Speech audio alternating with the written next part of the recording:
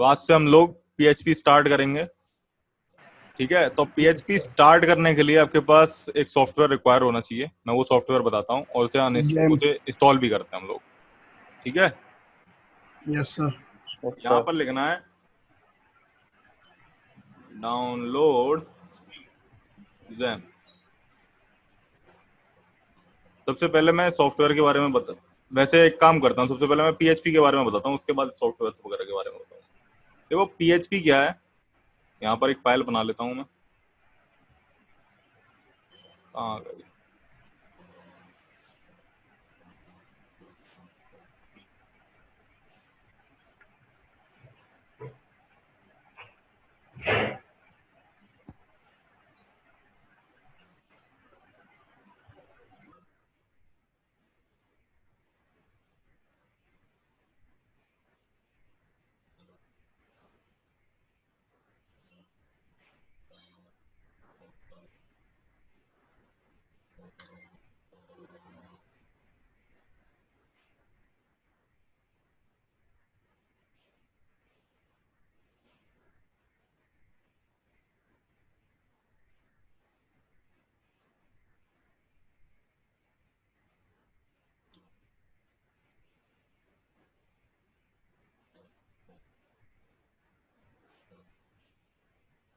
देखो चलो पीएचपी के बारे में पढ़ते हैं। देखो पीएचपी क्या है, पीएचपी की फुल फॉर्म होती है हाइपरटेक्स्ट प्री प्रोसेसर, और पहले ऐसे कहते थे पर्सनल होम पेज। मैं पीएचपी इंट्रोडक्शन लिख देता हूँ। PHP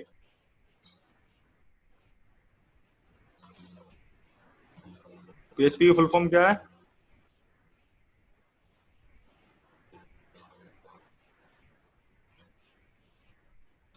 hypertext pre processor.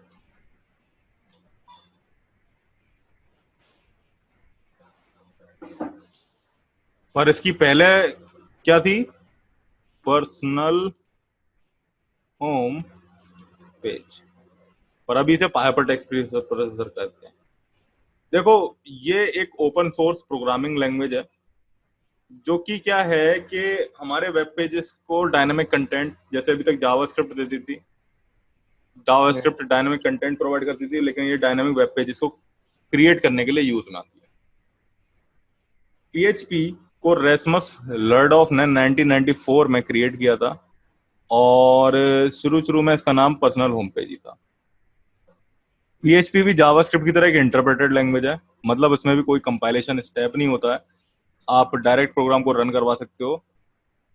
ठीक है ना, just like JavaScript. But difference इतना है पीएचपी और अभी तक हमने जितनी लैंग्वेज सीखी उनमें, कि वो सारी लैंग्वेज थी क्लाइंट बेस्ड पे चलती, क्लाइंट साइड पे चलती थी, मतलब उसको आप अपने कंप्यूटर पर रन करवा देते। लेकिन जहां पर इस सर्वर साइड लैंग्वेजेस का काम आ जाता है, जैसे पीएचपी हो गई, एएसपी हो गई, जेएसपी हो गई, नोड जेएस हो गई, इनके लिए एक वर्चुअल सर्वर की जरूरत होती है। ठीक है ना, यस सर। तो मैं यहाँ पर एक अभी सॉफ्टवेयर डाउनलोड करूंगा जो कि हमें एक वर्चुअल सर्वर और डेटाबेस दे देगा। अब क्या है कि जो पीएचपी है, मैं एक चीज और बता दूं कि पीएचपी की जितने भी प्रोग्रामिंग हम करते हैं वो उनसे को क्या कहते हैं, स्क्रिप्ट्स कहते हैं। और वो सारी की सारी स्क्रिप्ट जो होती हैं वो सर्वर पर एग्जीक्यूट होती हैं। ठीक है ना, अब जब सर्वर पर वो एग्जीक्यूट हो जाती है तो हमारे पास जो रिजल्ट आता है वो किस में आता है, एचटीएमएल में आ जाता है।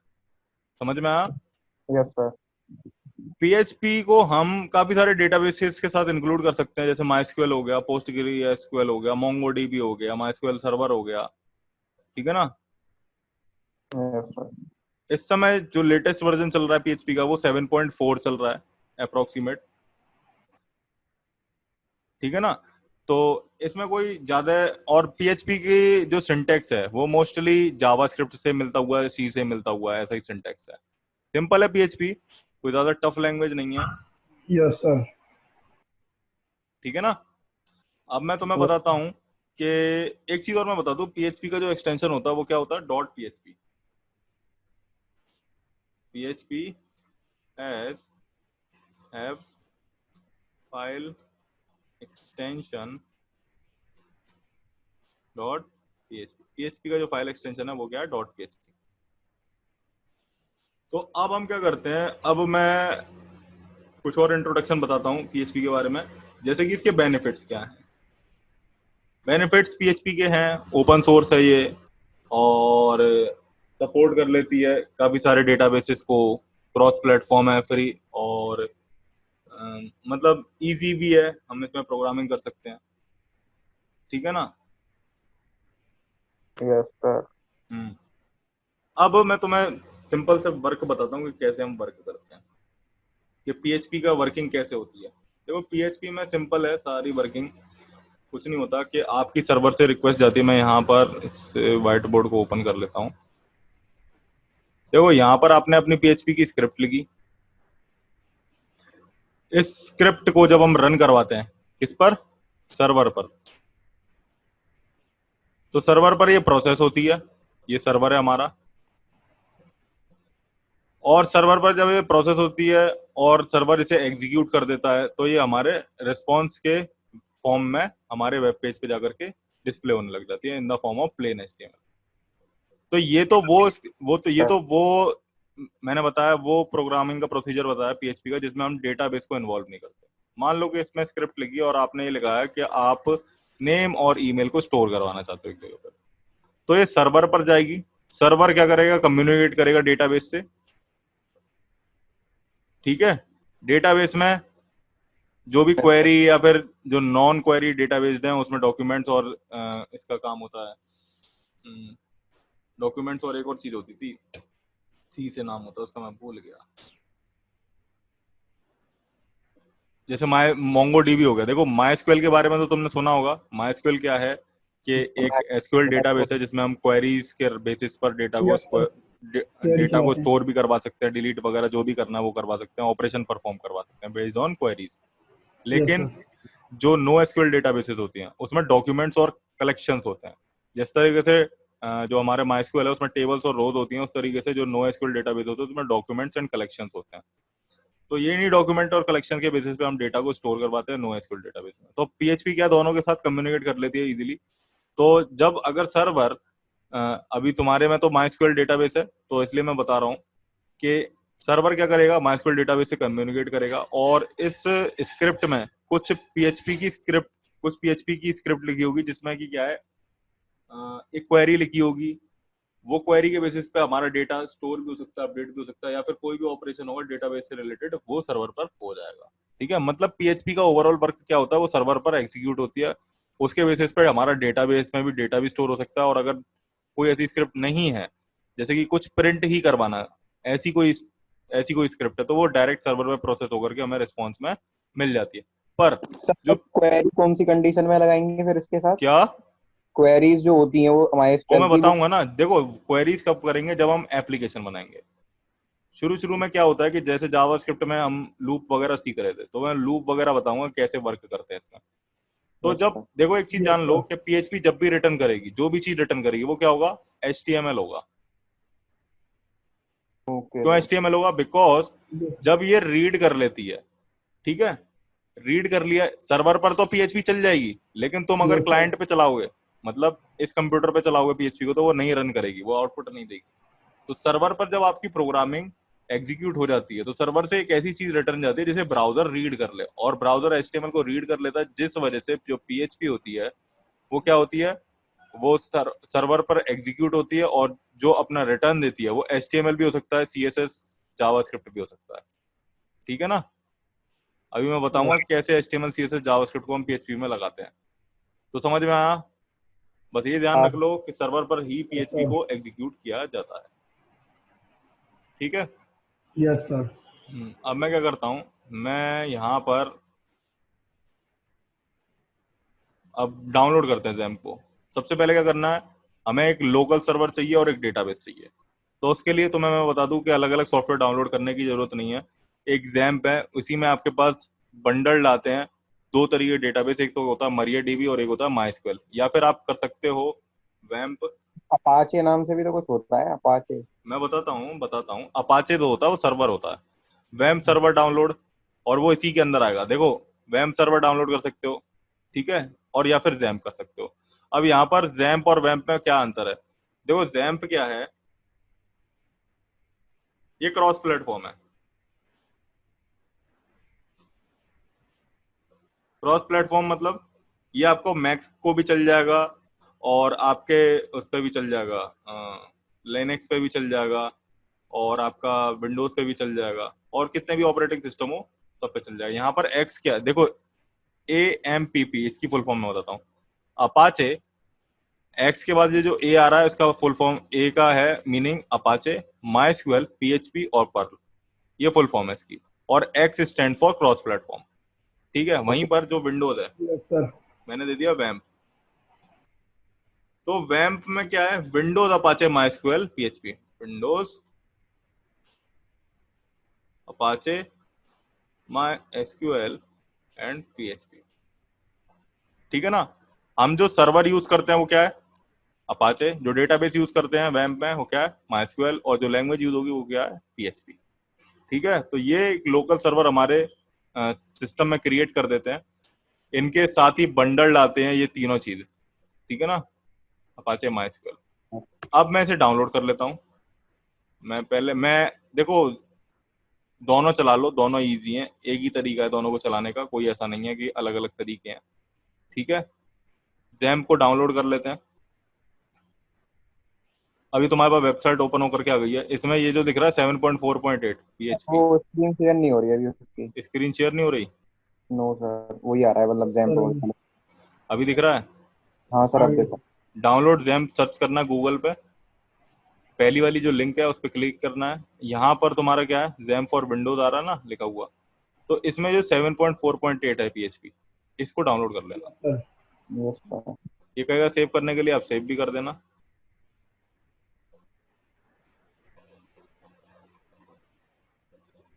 ये डाउनलोड हो रहा है।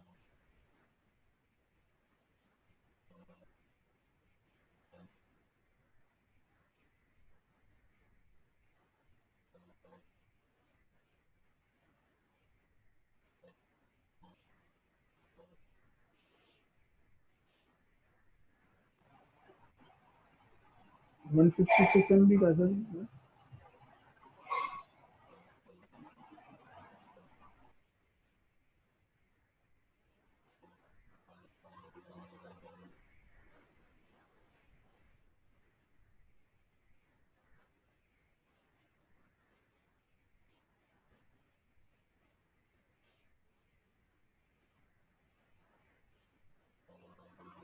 तुम्हारी वो वाली क्लासेस खत्म हो गई जो तुम लोग की चल नहीं रही थी हुई अभी सर, तक?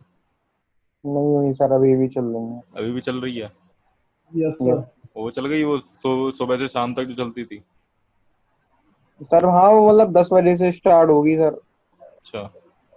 मतलब साइबर सिक्योरिटी का तो अभी पता ही नहीं है कुछ। अच्छा, कोई नहीं, साइबर सिक्योरिटी का कंटेंट मुझसे पूछ लेना, मैं बता दूंगा कहाँ से मिल जाएगा। अच्छा, ओके सर। किसी से भी रिलेटेड कंटेंट हो, किसी भी चीज से रिलेटेड, वो मुझे पूछ यस लिया करो, सर। मैं बता दिया करूंगा। Yes okay sir. सर।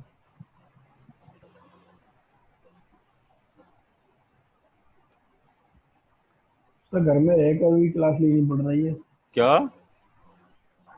घर में रहकर भी क्लास लेनी पड़ रही है सर सुबह से। घर में रह करके है ना, कंफर्टेबल जोन में पहुंच जाता है इंसान। और अगर हम बाहर रहते तो ऐसा नहीं होता। Yes sir.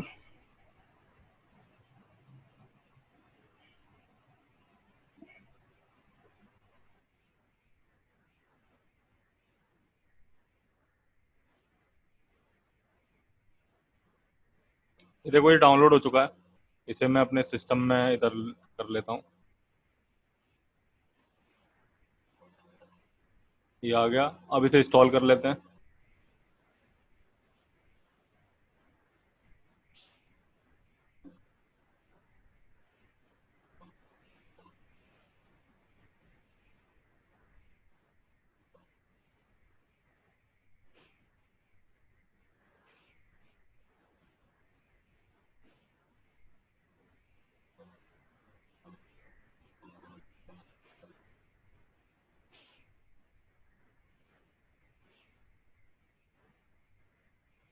सिंपल है, देखा, सारा सेटअप चल रहा है। यस सर, सिंपल है। Yes sir. कॉलेज में हाँ। भी सर हमने मतलब माइस्क्ल पढ़ा था, तो ये जैम्प पे ही काम किया था। अच्छा, यस सर। देखो, जैम्प में क्या है कि जैम्प हर एक सिस्टम पे चल जाता है, मतलब हर एक प्लेटफॉर्म पे चल जाता है, तो कंपनी में तुम्हें किस प्लेटफॉर्म पे काम करना पड़े ये कोई डिसाइडेड नहीं होता, इसलिए जैम्प पे काम करोगे तो ज्यादा सही रहेगा। वैम्प में सिर्फ और सिर्फ विंडोज को सपोर्ट करता है। Yes Apache sir. यहाँ पर क्यों होता है? अपाचे एक लोकल सर्वर है, ठीक है। Yes sir. क्या है? एक लोकल सर्वर। अपाचे एक yes local sir. Server create कर देता है, जिसके थ्रू हम अपनी पीएचपी को रन करवा सकते हैं। माइस्क्यूएल क्या है? एक डेटाबेस है जिसमें हम अपने वेबसाइट के डेटा को स्टोर करवा सकते हैं। Yes sir.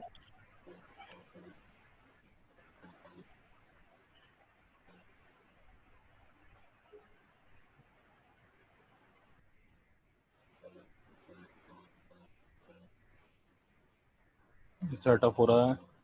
जब तक ये सेटअप हो रहा है ना, तब तक एक काम और कर लेते हैं। यहाँ पर क्लिक करना एक्सटेंशंस पे, यहाँ पर जाकर के क्या करना है, पीएचपी, ये पीएचपी इंटेलिजेंस लिखा हुआ, यस। ठीक है, इस पर क्लिक कर देना और इसे इंस्टॉल कर लेना। Yes sir.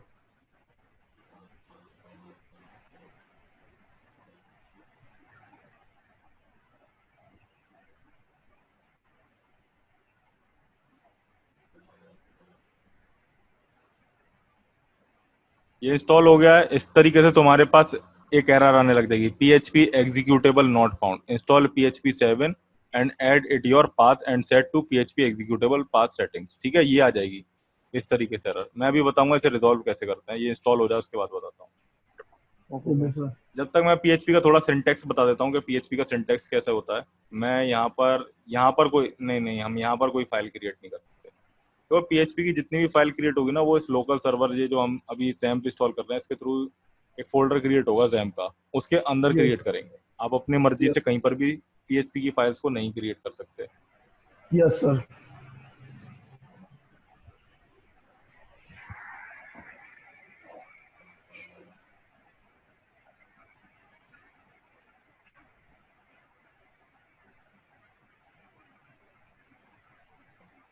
ये जो लिख रहा है ना, ये नीचे ये जो दिखा रहा है, यस ये सर। होती है ये होती है ऑब्जेक्ट ओरिएंटेड प्रोग्रामिंग। ओके। और पीडीओ दे रखी है इसने, तो प्रोसीजरल प्रोग्रामिंग भी कह सकते हैं इसको। वैसे इसने पीडीओ का ऑब्जेक्ट बनाया हुआ है।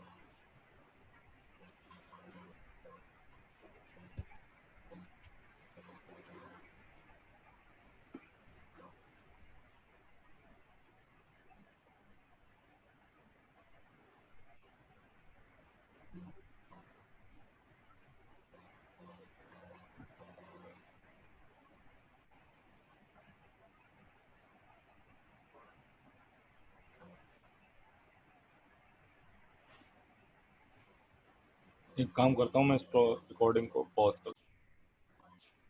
देखो अब हमारा ये इंस्टॉल हो गया है, तो हमारे पास ये इस तरीके से पॉपअप विंडो ओपन होकर के आ जाएगी अपाचे एचटीटीपी सर्वर को एक्सेस करने के लिए। अलाउ एक्सेस पे क्लिक कर देना इधर। इसके बाद हमारे पास एक और आएगी माई के लिए।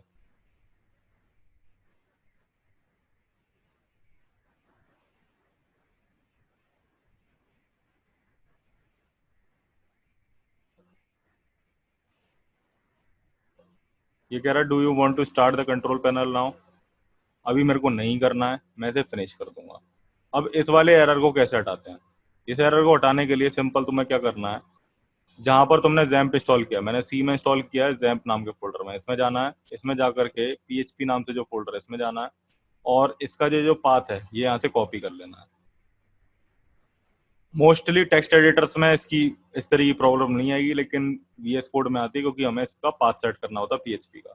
तो यहाँ से मैंने इसे कॉपी किया, सी जैम्प पीएचपी नाम से फोल्डर जो है इसमें, और जो मेरा पीसी है इसकी प्रॉपर्टीज पे advance system settings environmental variable ये जो आ रहा है इस पर क्लिक किया, और हाँ। इसमें जाकर के ये जो पाथ है इस पर यस डबल सर। क्लिक कर देना, और यहाँ पर न्यू करके उसे पेस्ट कर देना। बस ओके कर देना, इधर ओके कर देना, इधर ओके कर देना, आपका ये एरर चला जाएगा। मैं इसे हटा देता हूँ, अभी दोबारा से ओपन करते हैं। अब देखो पीएचपी के प्रोग्रामिंग करेंगे कहाँ पे। पीएचपी की प्रोग्रामिंग जितनी भी होगी, जहां पर आपने जैम्प इंस्टॉल किया वहां पर जाकर के htdocs नाम से एक फोल्डर होगा, ठीक है, इस पर क्लिक किया। अब यहाँ पर आप अपना कोई भी फोल्डर बना सकते हो और उसे एग्जीक्यूट करवा सकते हो। जैसे मैंने बनाया PHP डॉक नाम से। इसे हम VS कोड में ओपन कर लेते हैं।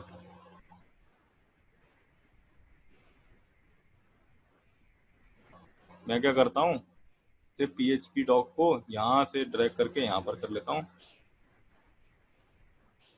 और यहीं पर इसे ओपन कर लेता हूं। ठीक है, ये ओपन हो गया। अब इसमें एक Yes. फाइल क्रिएट करेंगे PHP की। तुम देखना वो एरर नहीं आएगी PHP इंटेलिजेंस वाली। मैंने यहाँ पर कौन सी फाइल जो क्रिएट करनी है, आपको मैं एक बात और बता दूं कि आप जावा स्क्रिप्ट में डायरेक्ट HTML नहीं लिख सकते हो। आप HTML के अंदर जावास्क्रिप्ट लिख सकते हो, लेकिन जावास्क्रिप्ट की फाइल में HTML नहीं लिख सकते हो। पर आप PHP की फाइल में HTML CSS जावास्क्रिप्ट सब कुछ लिख सकते हो। ठीक है, Okay. Okay. मैं यहाँ पर सबसे पहली जो हमारी फाइल, जब हम PHP के साथ काम कर रहे होते हैं, तो अभी तक हम index.html बना रहे थे, लेकिन index.html ना बना करके अब बनाएंगे index.php। इस index.php में अब हम PHP की प्रोग्रामिंग करेंगे। जैसे मैंने, चलो मान लो कि मैंने यहाँ पर सिंपल हेलो लिख दिया। अब ये मैंने कहा था कि हम HTML की प्रोग्रामिंग कर सकते हैं, मैं इसे रन करवा कर दिखाता हूँ। हेलो PHP, जस्ट अभी मैंने, ये PHP की प्रोग्रामिंग का पार्ट नहीं है, ये सिर्फ और सिर्फ HTML का पार्ट है। अभी मैं PHP की प्रोग्रामिंग करूंगा, जस्ट मैं टेस्ट कर ले रहा हूँ कि ये फाइल रन भी कर रही है सर्वर पर कि नहीं। तो इसे रन करवाने के लिए इस फाइल को मैं सबसे पहले, जो मैंने जैम्प इंस्टॉल किया है उसको मैं सर्च करूंगा, जैम्प। इस जैम्प कंट्रोल पैनल दिखा रहा है, इस पर क्लिक करना है। यहाँ पर तुम्हारे पास ऑप्शन आ जाएंगे, यहाँ पर बटन आ जाएंगे स्टार्ट करने के लिए। तो आप स्टार्ट पे क्लिक करोगे तो अपाचे की सर्विसेज स्टार्ट हो जाएंगी, और MySQL मतलब डेटाबेस के करोगे तो डेटाबेस की सर्विसेज स्टार्ट हो जाएंगी। अब MySQL की करोगे तो इस तरीके से पूछेगा, window defender firewall is blocked some features वगैरह वगैरह। तो आप यहाँ पर अलाउ एक्सेस कर देना। ठीक है, अब आपका रन होने लग गया Yes, लोकल sir. सर्वर। अब आपको क्या करना है, इस फाइल को एक्सेस करना है with the help of browser. तो उसको एक्सेस करने के लिए आप एक नया टैब ओपन कर लो, उसमें डालना सिर्फ और सिर्फ अपने फोल्डर का नाम।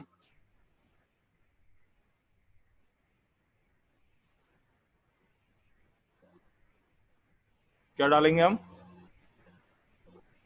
सबसे पहले हम डालेंगे लोकल होस्ट / अपने फोल्डर का नाम। हमारे फोल्डर का नाम क्या है, PHP DOC, यही है नाम जो है, PHP DOC। और फिर / दे करके, आप फाइल का नाम देना चाहते हो तो फाइल का नाम दे दो, अदरवाइज नहीं देना चाहते हो तो कोई दिक्कत नहीं है। मैंने एंटर प्रेस कर दिया, तो बाय डिफॉल्ट क्या है, वो index.php को ही पॉइंट करेगा। हमारा सर्वर, चाहे आप ऑफलाइन देख लो चाहे ऑनलाइन देख लो, सबसे पहली जो फाइल पॉइंट करता है या हिट करता है सर्वर पर, वो कौन सी करता है बाय डिफॉल्ट, index.php या JS, जो भी आप देना चाहो। इंडेक्स ही क्यों करता है, क्योंकि जो सर्वर होता है उसमें जो मेन फाइल होती है उसको डिफाइन इंडेक्स के नाम से किया जाता है। ठीक है, अब यहां तक तो हमारा ये था, PHP का कोई भी प्रोग्रामिंग वगैरह नहीं थी। अभी मैं क्या करता हूं, मैं यहाँ पर PHP का कुछ कोड लिख देता हूँ। जैसे मैंने PHP का कोड लिखा। अब PHP के कोड को स्टार्ट करने के लिए HTML में कोई भी टैग नहीं है, बिकॉज PHP क्या है, एक सर्वर साइड लैंग्वेज है। जावास्क्रिप्ट के लिए तो हम स्क्रिप्ट टैग लेते थे, CSS के लिए हम स्टाइल लेते थे, लेकिन PHP को स्टार्ट करने के लिए PHP की फाइल में हम लगाते हैं <, क्वेश्चन मार्क, फिर लिखेंगे PHP, फिर क्वेश्चन मार्क और ग्रेटर देन साइन। अब इसके अंदर हम लिखते हैं अपने PHP का कोड। कैसे लिखेंगे, जिस तरह से मैं कंसोल लेता था जावास्क्रिप्ट में, उस तरीके से PHP में एक स्टेटमेंट होती है प्रिंट करवाने के लिए, जिसे हम कहते हैं एको। Echo. एको में मैंने दे दिया हेलो स्टूडेंट्स। अब एक बात और बता दूं कि PHP जो है उसमें सेमीकोलन लगाना बहुत ज्यादा जरूरी है। अगर आपने 2 लाइन लिख दी और सेमीकोलन नहीं लगा तो एरर आ जाएगी। अभी मैं फाइल को सेव करता हूं और यहां पर हम इसे रन कराते हैं। रिफ्रेश किया तो तुम देख रहे हो हेलो स्टूडेंट्स लिखा आ रहा है, ये जो आ रहा है। इसका हम सोर्स कोड देखें, view page info, view page source, तो तुम देख रहे हो हेलो स्टूडेंट आ रहा है और ये अभी प्लेन HTML में आ रहा है। अब मैंने तुम लोगों से कहा था कि हम लोग जो भी काम करते हैं, इसको मेरे को रन नहीं करवा, लोकल होस्ट मैंने तुम लोगों से कहा था कि हम पीएचपी में जितना भी काम करते हैं वो सारा का सारा सर्वर ही एग्जीक्यूट करता है। तो यहाँ पर ये हमारा सर्वर रन हो रहा है और उस यस सर्वर सर। पर हमारी ये पीएचपी की जो फाइल थी index.php ये रन हो रही है। ठीक है, अभी अगर आप इस फाइल को, ये जो पीएचपी डॉक के अंदर जो फाइल बनी हुई है, इसको आप डायरेक्टली क्या करो, राइट क्लिक करके ओपन विद ब्राउजर में करोगे। तो मोर एप्स में मैंने ले लिया, ये फायरफॉक्स डेवलपर एडिशन है, इसमें मैंने ओपन करा डायरेक्ट, तो हमारे पास कुछ भी एग्जीक्यूट नहीं होगा यहाँ पर। ठीक है, यस आप व्यू पेज, सर। इसकी सोर्स देखो, सॉरी व्यू पेज सोर्स देखोगे तो आपको देखो पीएचपी का कोड दिखाई देने लग जाएगा, क्योंकि ये अभी क्लाइंट पे चल रहा है। तो क्लाइंट साइड पे कभी भी पीएचपी एग्जीक्यूट नहीं होती है, पीएचपी हमेशा सर्वर साइड पे एग्जीक्यूट होती है। Clear?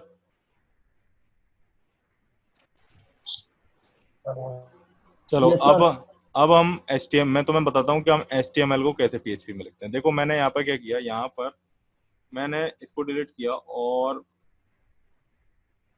Hello students PHP is server side language, इसे सेव करते हैं। सेव करने के बाद अब रन करवाते हैं। तो देखो hello student PHP server side language, और जब मैं इसका सोर्स देखूंगा व्यू पेज सोर्स, तो देख रहे हो पैराग्राफ आ रहा है यहाँ पर, ये बाकी का जो लिखा हुआ था वो कुछ नहीं आ रहा। क्यों? क्योंकि मैंने बताया था कि जब भी सर्वर पर PHP एग्जीक्यूट हो जाती है तो हमारे पास जो रिजल्ट आता है वो किस में आता है, वो प्लेन HTML में आता HTML। है। हमने एक चीज देख ली कि PHP सर्वर पर एग्जीक्यूट होती है, ब्राउजर पर एग्जीक्यूट नहीं होती। हमने ब्राउजर पर एग्जीक्यूट करवा करके देख लिया कि ब्राउजर पर PHP का जो कोड होता है वो रन नहीं करता और एज इट इज डिस्प्ले होने लग जाता है। अब मैं तीसरी चीज दिखाता हूँ कि PHP के एरर्स कहाँ पर आते हैं। जिस तरह से जावास्क्रिप्ट के एरर्स कंसोल में आते थे, PHP के एरर्स यहाँ पर आने लग जाएंगे। जैसे मान लो मैंने एक और लाइन लिख दी यहाँ पर और सेमी कॉलन नहीं लगा, तो तुम देख रहे होगे यहाँ पर क्या कह रहा है, एक्सपेक्टेड कह रहा है। मैं फाइल को सेव करता हूँ, यस सर। अब जब मैं इसे रिफ्रेश करूंगा, कहाँ गया, इसे मैं रिफ्रेश करूंगा तो यहाँ पर क्या दे देगा, पार्स एरर, सिंटैक्स एरर। और एरर कहाँ पर आ रहा है, तुम्हारे ब्राउजर की विंडो पे आ रहा है, इधर कंसोल में नहीं आ रहा। ठीक है, अब एरर को यस सर। पता करने का सबसे इजी तरीका पीएचपी में क्या होता है कि पीएचपी में जिस भी लाइन में एरर आ रही है उससे ऊपर वाली लाइन में कोड चेक करो, नीचे वाली लाइन में नहीं। उस लाइन में कभी कोड जो तुम्हारा, जैसे यहाँ पर एरर आ रही थी तो इस वाले की वजह से नहीं आ रही है, एरर आ रही है इस वाले की वजह से। अगर आपने यहाँ पर सेमी कॉलन लगा दिया तो एरर रिजॉल्व हो जाएगी। ठीक है, समझ में आया? Yes sir. Yes sir. अभी हम एग्जीक्यूट करवा करके देखते हैं इसे, देखना एग्जीक्यूट हो गई, hello student PHP server side language. तो हमेशा ऊपर वाली लाइन में देखो PHP के एरर्स। यहाँ तक क्लियर है? क्लियर है सर यहाँ तक तो। अब PHP में जिस तरह से हमारे पास जावास्क्रिप्ट में दो तरीके के फंक्शन थे, क्या थे, एक तो तुम्हारे पास जावास्क्रिप्ट में, सॉरी, कंसोल डॉट लॉग था, document dot gate element by ID, इस तरीके से काफी फंक्शन थे प्रिंट करवाने के लिए। PHP यस में भी सर। हम प्रिंट करवा लेते हैं by using echo and print statement. दो तरीके की स्टेटमेंट है, एको एंड प्रिंट स्टेटमेंट। तो मैं एको के सबसे पहले एग्जांपल करके दिखाता हूँ। पहले मैं एको के बारे में बता दूं, एको की मदद से हम एक से ज्यादा स्ट्रिंग्स को या फिर अलग अलग तरीके के डेटा टाइप्स को प्रिंट करवा सकते हैं। ठीक है ना, पर एको में जो चीज दी जाती है वो स्ट्रिंग ही दी जाती है। एको एक स्टेटमेंट है, ठीक है ना, जो कि हम पैरेंथेसिस के साथ भी यूज करें और चाहे बिना पैरेंथेसिस के साथ भी यूज करें वो काम करती है। जैसे मैंने यहाँ पर पैरेंथेसिस नहीं लगाए, अभी मैंने यहाँ पर क्या लगा दिया, एको, और इसमें इस तरीके से लिख दिया हेलो PHP। अभी मैं फाइल को सेव करता हूँ और मैं इसे रन करवाऊंगा तो ये रन हो जाएगा, हेलो PHP। तो देख लिया तुम लोगों ने। दूसरी बात को बता दो, एको जो होता है वो कोई भी वैल्यू रिटर्न नहीं करता। ठीक है, यस एको ओके सर। सर। एको कोई भी वैल्यू रिटर्न नहीं करता, चाहे आप यस कुछ भी कर सर। लो।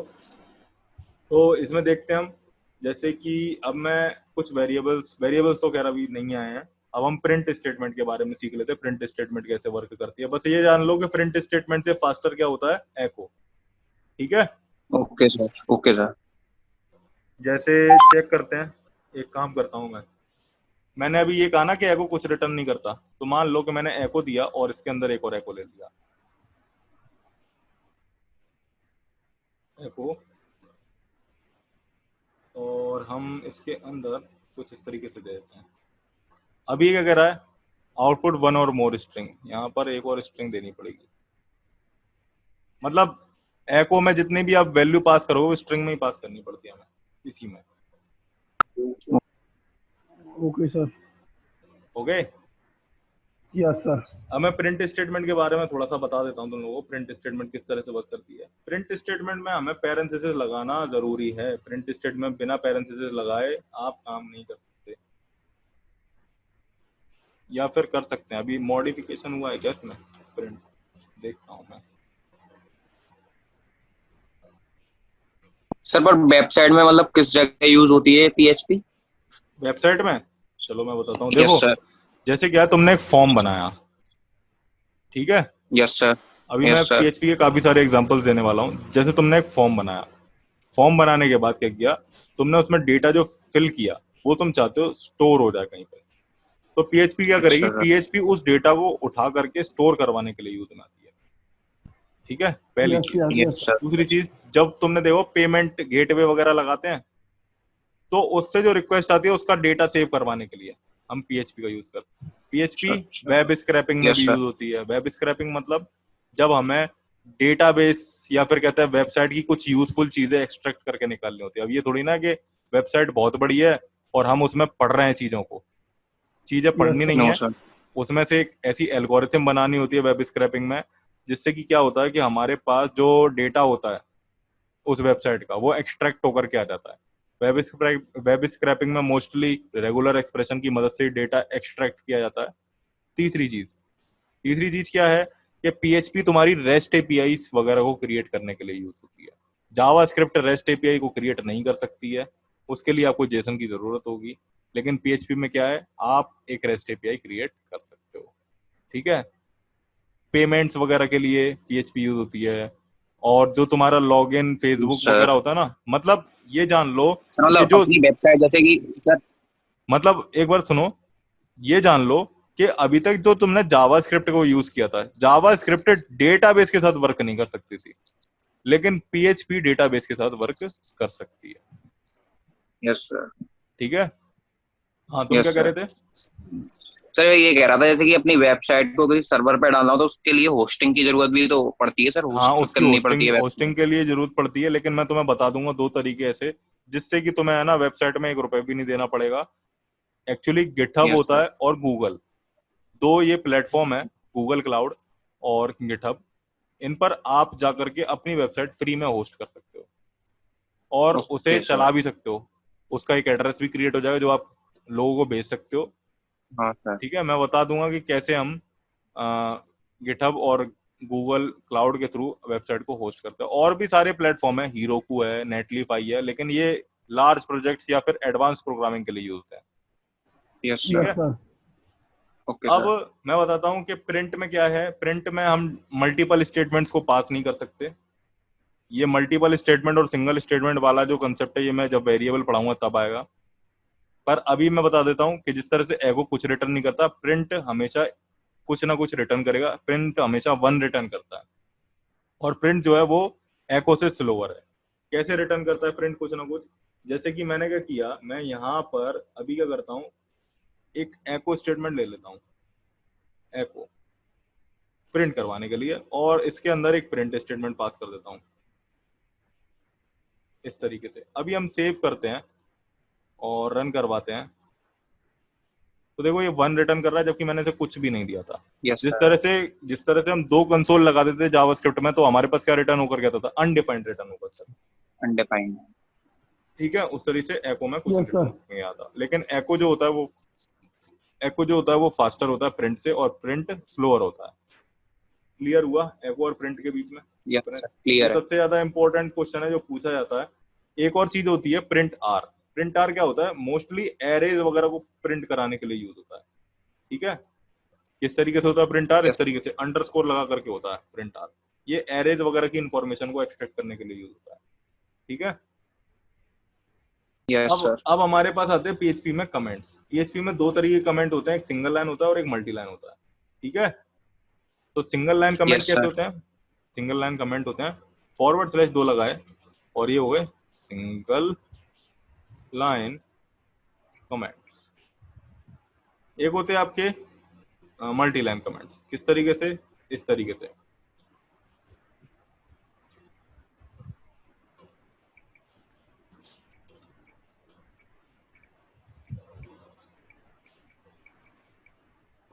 एक और होते हैं शायद से हैश लगा करके, हाँ हैश लगा करके भी कमेंट दिया जा सकते हैं। यहाँ पर हैश सिंगल लाइन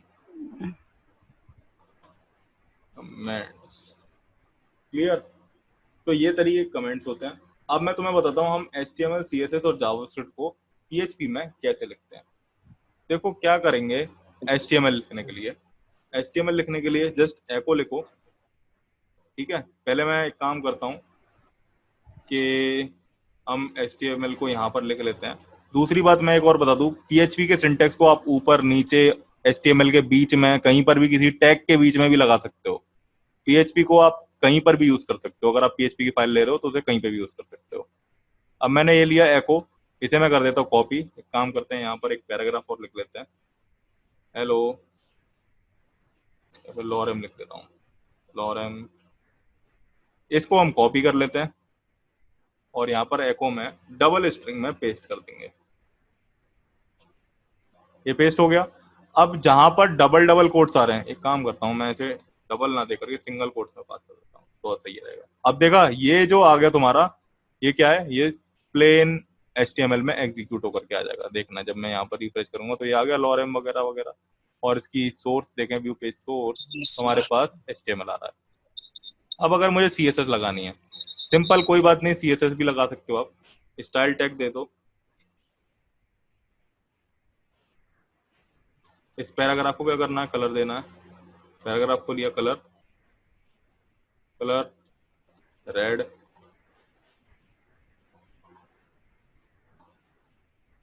सेव किया, फिर रन करवाते हैं। यहाँ पर ये देख रहे हो कलर रेड हो गया। तो इस तरीके से आप वो भी कर सकते हो। आप एको में क्या कर सकते हो, डायरेक्ट इस तरीके से भी लगा सकते हो। स्क्रिप्ट को, स्क्रिप्ट लगानी है, स्क्रिप्ट इसमें क्या दे दिया हमने, कंसोल में दे देते हैं, कंसोल लॉग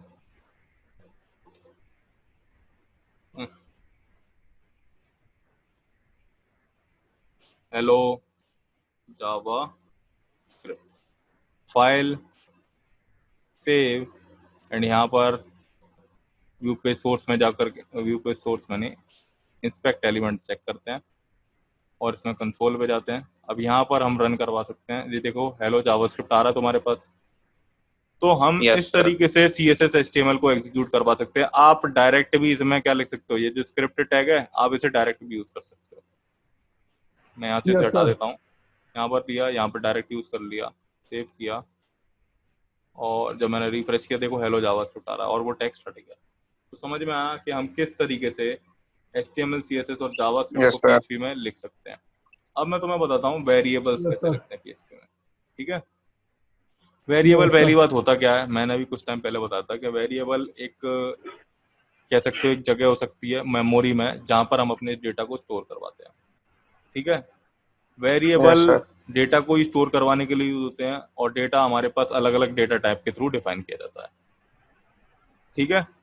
बट एक बात याद रख लो कि वेरिएबल जितने भी होते हैं हर एक प्रोग्रामिंग लैंग्वेज में, वो टेम्पररी होते हैं। मतलब आपने अपनी प्रोग्रामिंग फाइल को जैसी क्लोज किया तो जो वेरिएबल के अंदर डेटा स्टोर था वो लॉस्ट हो जाएगा, वो डेटा स्टोर नहीं हो पाएगा, ठीक है। Okay sir. अब जिस तरह से जावास्क्रिप्ट में करते थे ऑलमोस्ट उसी तरीके से हम PHP में भी वेरिएबल को डिक्लेयर करते हैं। हमें यहाँ पर कोई भी डेटा टाइप वगैरह डिफाइन करने की जरूरत नहीं है, रूल्स भी वही सब सेम है। तो मैं इन सब में टाइम वेस्ट नहीं करूंगा। PHP में जैसे जैसा जावास्क्रिप्ट में रूल्स थे ना कि हम अंडरस्कोर और @ नहीं लगा सकते, यस सर। ठीक है ना, उसी तरीके से PHP में भी है। चलो PHP के एक दो वेरिएबल्स डिक्लेयर करके मैं तुम्हें दिखा देता हूँ। सबसे पहली बात है कि जो PHP का जो वेरिएबल होता है मोस्टली वो किससे स्टार्ट होगा, वो स्टार्ट होता है तुम्हारा, या तो तुम डॉलर कह सकते हो, डॉलर हेलो, इससे स्टार्ट हो जाएगा। और मैंने दे दिया हेलो PHP। अब मुझे इसे प्रिंट करवाना तो मैं क्या करूंगा, एको डॉलर चलो, लेकिन मैंने यहाँ पर क्या सेमी कॉलन नहीं दिया, जिस वजह से क्या एरर आ सकती है, तो मैंने इसे सेमी कॉलन दे दिया। अभी मैं सेव करता हूँ और इसे रन करवाते हैं, तो देखो हेलो PHP आता है। ठीक है, यस सर। ओके। लेकिन अगर आप इसे अंडरस्कोर लगाओगे और फिर रन करवाएंगे, यहाँ पर मैं दे देता हूँ, सेव किया, रन करवाया, एरर आने लग जाएगी, parse error, syntax error, unexpected ये। ठीक है, तो आप मोस्टली क्या दे सकते हो, डॉलर दे सकते हो। क्लियर? Yes sir. बाकी वही ये सब है कि वेरिएबल डॉलर से ही स्टार्ट होगा, उसके बाद हम अपने वेरिएबल का नाम लिखेंगे, जैसे उसमें होता है जावा कहते हैं jQuery में होता है डॉलर लगा करके। ठीक है,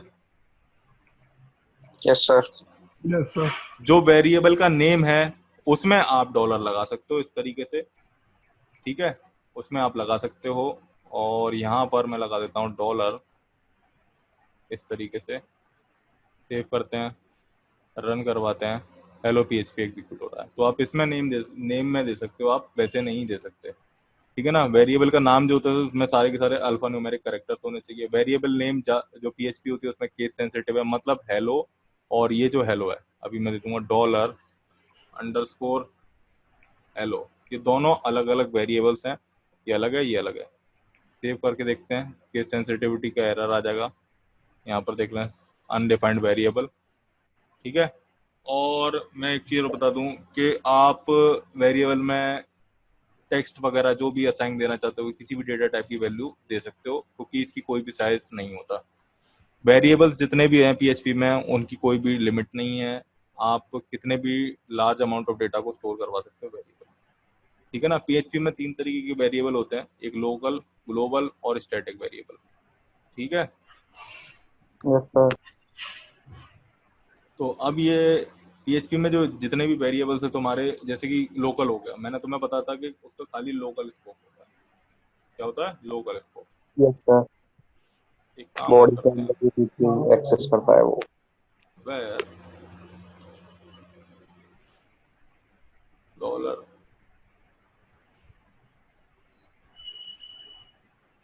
वेर हेलो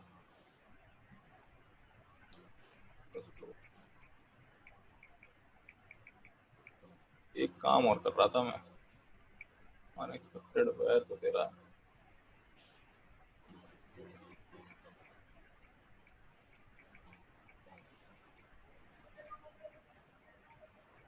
चलो जो भी है,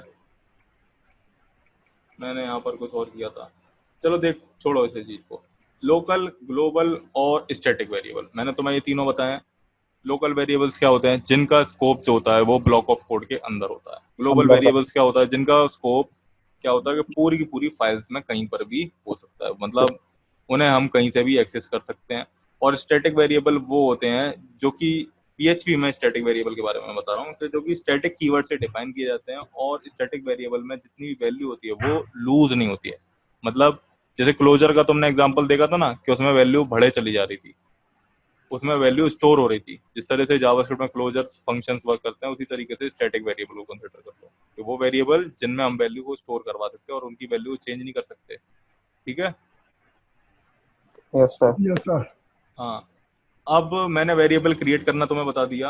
अब हम एक काम करते हैं, मैं एक और वो लेता हूँ। जैसे अगर कोई भी वेरिएबल एम्प्टी है तो उसको हम कैसे चेक करेंगे? ठीक है, उसके लिए जावास्क्रिप्ट में एक फंक्शन, वो सॉरी PHP में एक फंक्शन है, मैंने ले लिया dollar var, dollar var equals to hello, और यहाँ पर अभी मैंने दे दिया echo empty dollar var. Save करवाते हैं और रन करवाएंगे। मैंने इसे प्रिंट नहीं करवाया क्या? एम्प्टी वेर, अच्छा हाँ, वेर अगर एम्प्टी होता तो फॉल्स रिटर्न कर देता। अभी अगर मैंने इसे इस तरीके से दे दिया, सेव किया, और अभी चेक करते हैं, यहाँ पे क्या गया 1।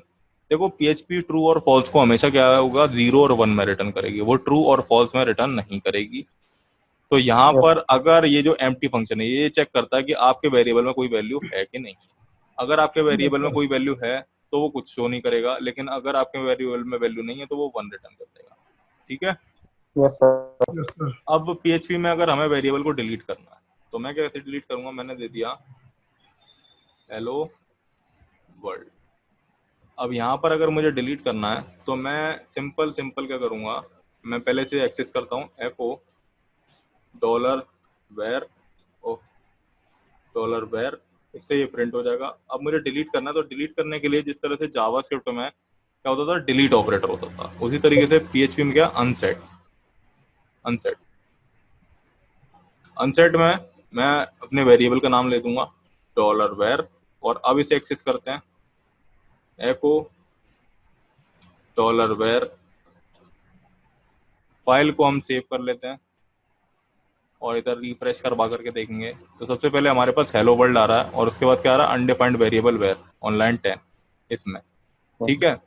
तुमने एक चीज और देखी कि हमारे पास पहले आउटपुट एग्जीक्यूट होकर के आ गया, उसके बाद एरर रहा है, जिससे ये पता चल रहा है कि पीएचपी एक इंटरप्रेटेड लैंग्वेज है जिसमें क्या है, code line by line execute होता चला जाता है और जहां पर एरर फाइंड होती है इंटरप्रेटर को, वहां पर एरर शो होने लग जाता है और उसके नीचे का जो कोड होता है वो एग्जीक्यूट होना बंद हो जाता है, और यहाँ पर ऐसा ही हुआ है। ठीक है। यस अब सर। तो तुम्हें डिलीट करना आ गया वेरिएबल को। आ गया सर। Yes, sir. अब जैसे मेरे को क्या है, वेरिएबल की इंफॉर्मेशन देखनी है। ठीक है। तो मैं उसे Yes. कैसे देखूंगा, यहाँ पर मैं एको से मैं क्या करता हूँ, एक और वेरिएबल ले लेता हूँ डॉलर इन्फो नाम से।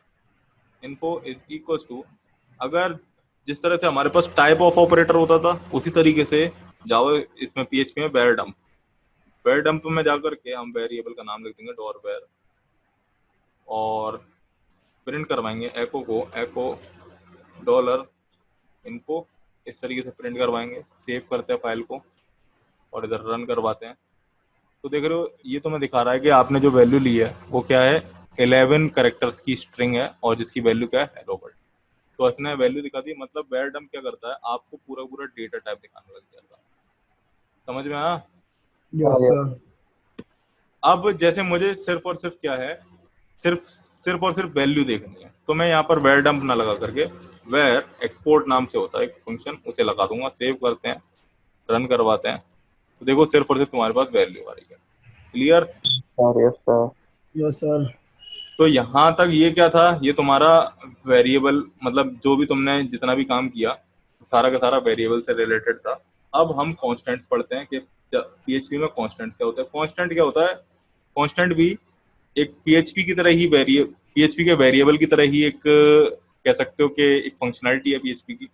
पर कांस्टेंट की जो वैल्यू होती है, जिस तरह से वेरिएबल के जो होते हैं पीएचपी में वो डायनामिक होते हैं पर कांस्टेंट डायनामिक नहीं होते। मैंने तुम्हें एक चीज और मैं नहीं बताई कि जिस तरह से जावास्क्रिप्ट के जो वेरिएबल्स होते थे वो डायनामिक होते थे, मतलब हम उनमें जो वैल्यू डालते थे, जैसे वेर डाली, फिर मैंने डॉलर वेर लिया, dollar var is equals to hello students, मैंने यहाँ पर पास किया। फिर मैंने एक और वैल्यू ले ली, dollar var is equals to hello PHP, इस तरीके से मैंने वैल्यू ले ली। और अब मैं अगर एको करवाऊंगा डॉलर वेर को तो मेरे पास लास्ट वाली वैल्यू आएगी अपडेट होकर के, जिस तरह से जावास्क्रिप्ट में होता था। देख रहे हो हेलो पीएचपी आ गया। Yes sir. तो समझ में आया। अब आता है हमारे पास कांस्टेंट, ये मैंने ये वाली चीज में बताना भूल गया था पीएचपी में। अब आता है हमारे पास कांस्टेंट।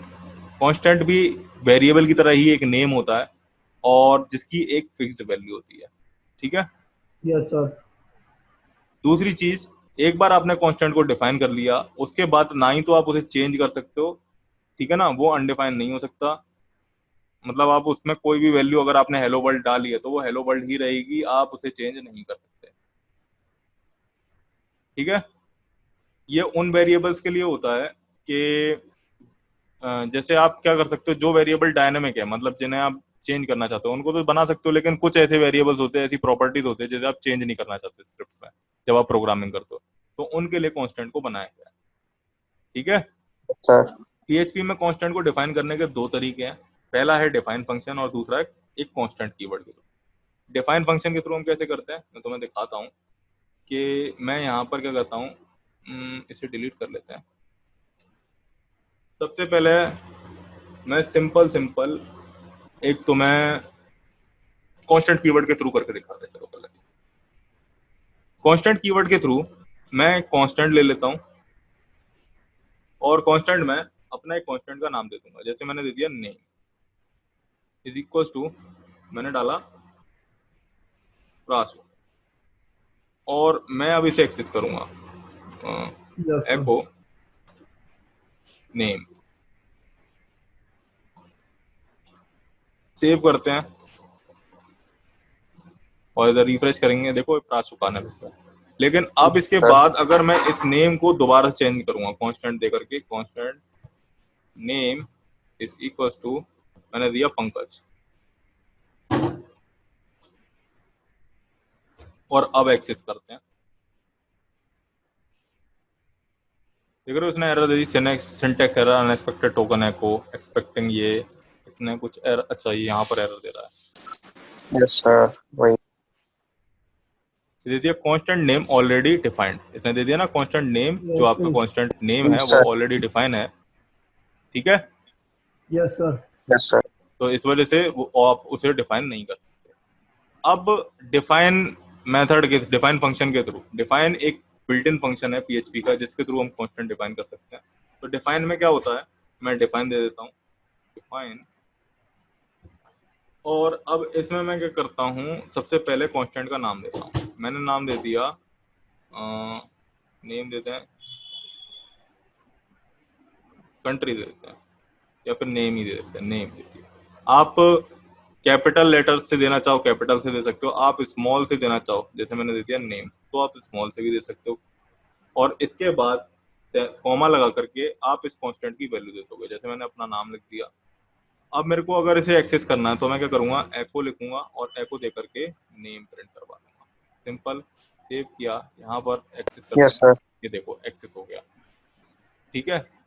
हम यस सर। इसे भी बार बार डिफाइन नहीं कर सकते, जैसे मैंने एक बार ले लिया, अब मैं कांस्टेंट नेम ले लेता हूँ, constant name is equal to Pankaj, अगर मैंने ऐसे एक्सेस किया और यहाँ पर हम सेमी कोलन लगा देते हैं। अभी मैंने क्या, तो constant name already been defined, ठीक है। तो जो पहली वैल्यू डाली है अपने कांस्टेंट की वही वैल्यू रहेगी।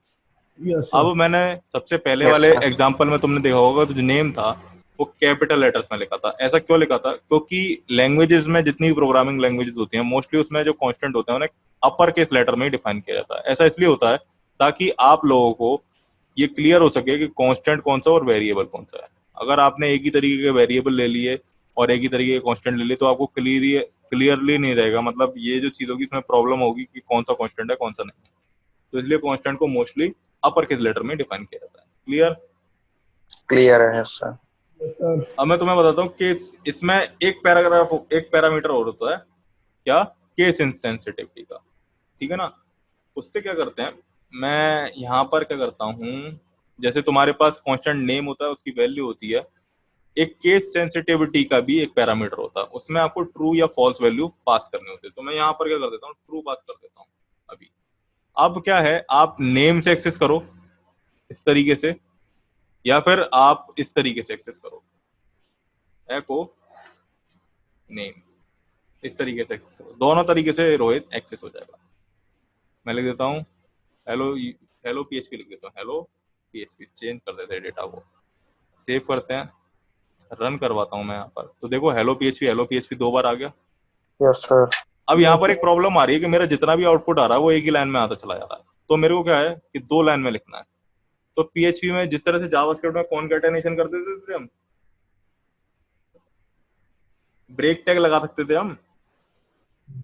Yes sir. अरे ब्रेक टैग लगा करके नेक्स्ट लाइन में ला सकते हैं ना इसे। तो ब्रेक टैग कैसे लगाएंगे? ब्रेक टैग को ये तो है नहीं कि पूरा पूरा HTML लिखूंगा मैं यहाँ पर और उसके बाद ब्रेक टैग लगाऊंगा, तो ऐसा नहीं है। जहां पर भी आपको पीएचपी में HTML लगाने की जरूरत पड़े वहां पर आप कॉन्कैटेनेशन का यूज करो। अभी कॉन्कैटेनेशन बता रहा हूँ, बाद में तुम्हें मैं ये भी बताऊंगा कि हम डायरेक्ट कैसे कर सकते हैं बाय यूजिंग स्ट्रिंग इंटरपोलेशन। तो मैं डॉट लगाऊंगा और डॉट लगा करके PR लिख दूंगा सिंपल, इस तरीके से, ठीक है, स्ट्रिंग। अभी सेव करते हैं और अभी से रन करवाते हैं। तो देखो पीएचपी नेक्स्ट लाइन में आ गया, समझ में आया? आ गया। Yes, और sir. ये भी तुम्हें पता चला होगा कि हम किस तरीके से कांस्टेंट के थ्रू जो जो हमारे वो होते थे कॉन्स्टेंट्स, उन्हें हम किस तरह से डिक्लेयर कर सकते हो और डिफाइन फंक्शन के थ्रू किस तरह से कर सकते हैं। Yes sir. ठीक है, इसके बाद हमारे पीएचपी के डेटा टाइप्स आते हैं। पीएचपी में कुल मिलाकर के तुम्हारे पास मैं पहले और एक और चीज बता दूं, मैंने तुम्हें बैरियर वेयर डंप बता दिया था। यस सर, बता तो दिया था। उसका वेयर डंप मतलब के थ्रू हम वो दे टाइप ऑफ की सकते हैं। तरह वर्क करता है। क्या? टाइप ऑफ की तरह वर्क करता है सर हाँ, वेरडम। टाइप ऑफ की तरह वर्क करता है।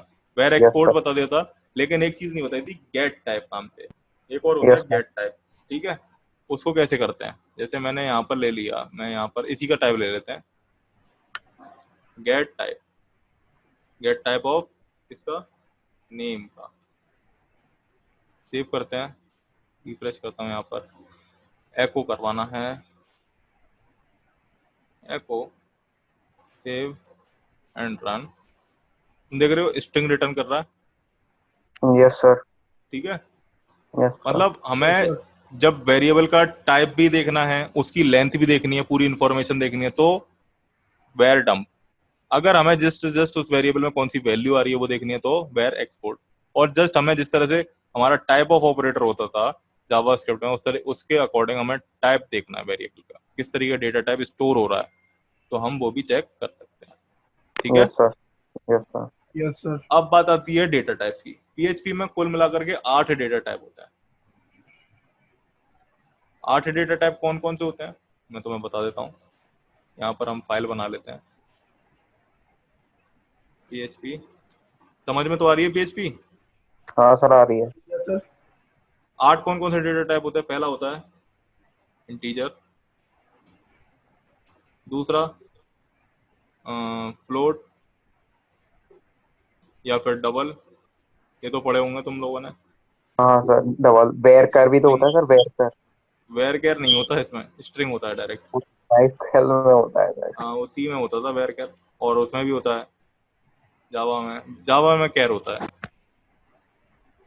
हाँ सर। फिफ्थ बूलियन के बाद अरेज, सिक्स्थ ऑब्जेक्ट्स, सेवेंथ हमारा रिसोर्स, और एट्थ होता है हमारा नल। मैंने तुम लोगों को एक चीज और बताई कि पीएचपी में जितने भी वेरिएबल्स है, अभी तक तुम लोगों ने देखा मैंने किसी के साथ भी इंट वगैरह कुछ भी नहीं लगाया। Yes sir. ठीक है, जैसे मैंने लगा दिया int, int int is equal to dollar ABC, इस तरीके से दे दिया वेरिएबल को। ठीक है, और यहाँ पर क्या Yes, किया, sir. यहाँ पर 23। अब प्रिंट करवा दे, प्रिंट डॉलर एबीसी, सेव कर दिया, एक्सेस किया, तुम देख रहे हो parse unexpected error dollar ABC वगैरह वगैरह जो भी दे रहा है। Yes sir. हम इस इंट का यूज कर सकते हैं, लेकिन वो जब हम फंक्शन में पैरामीटर्स पास करेंगे तब करेंगे। तो जो डेटा टाइप्स के बारे में मैं बता रहा था, ये 8 तरीके के डेटा टाइप्स होते हैं पीएचपी में। पीएचपी डेटा टाइप हेडिंग डाल देते हैं यहाँ पर।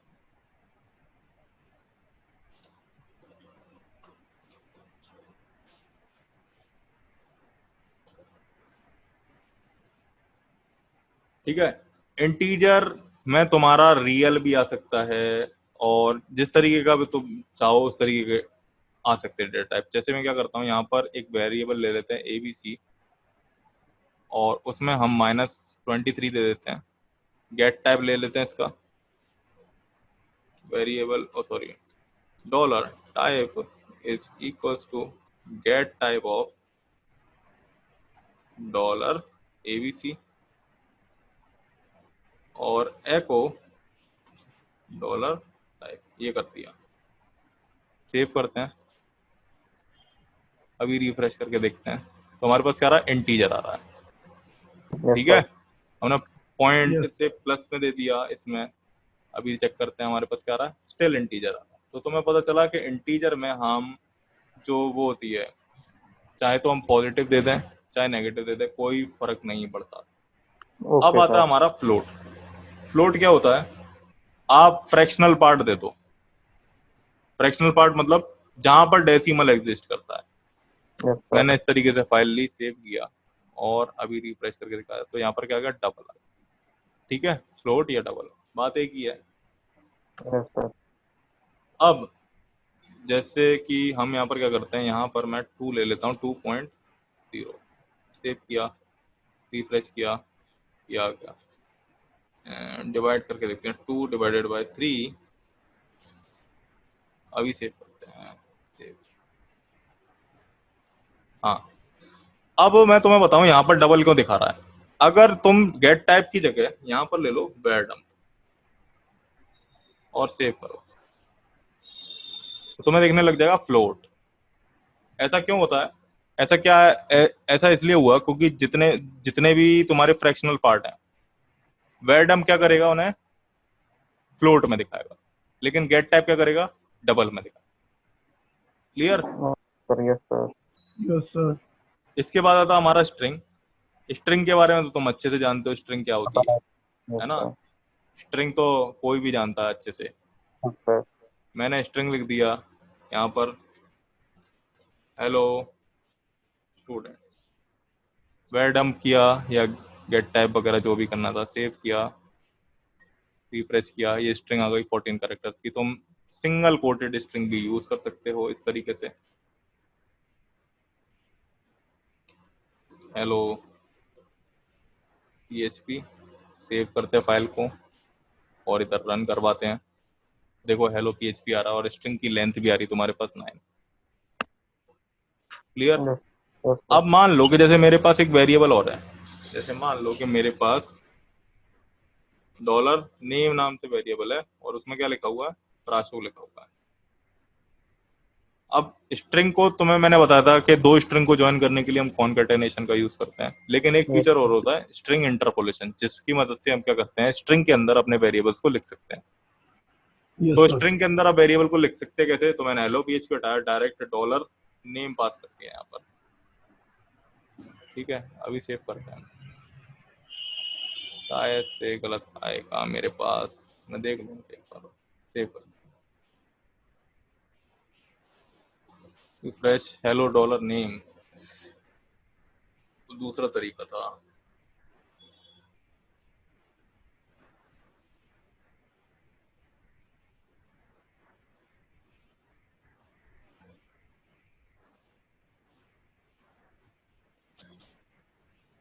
चलो एक काम करते हैं, यहाँ पर देखता हूँ मैं डबल कोट्स लगा करके देखते हैं। डबल कोट से स्ट्रिंग में आ जाएगा इस तरीके से। ओके, देखो आपके जितने भी स्ट्रिंग इंटरपोलेशन होगी वो किसमें होगी, डबल कोटेड स्ट्रिंग में। ये जो है मतलब आप वेरिएबल को लिख सकते हो स्ट्रिंग के साथ डबल कोटेड स्ट्रिंग के अंदर। समझ में आया? Yes sir. तो ये तो अभी छोटा सा ही था, मैंने बताया नहीं जाता। इसके बाद आता है बुलियन। बुलियन को तो जानते ही हो, ट्रू और फॉल्स, 2 तरीके की वैल्यू होती है। मैंने यहाँ पर दे दिया, एक काम करते हैं इसे डिलीट कर देते हैं और ABC में यहाँ पर लिख देते हैं ट्रू। ट्रू सेव करते हैं, चेक करते हैं तो देख रहे हो बुलियन और ट्रू दे रहा है। गेट टाइप देखेंगे,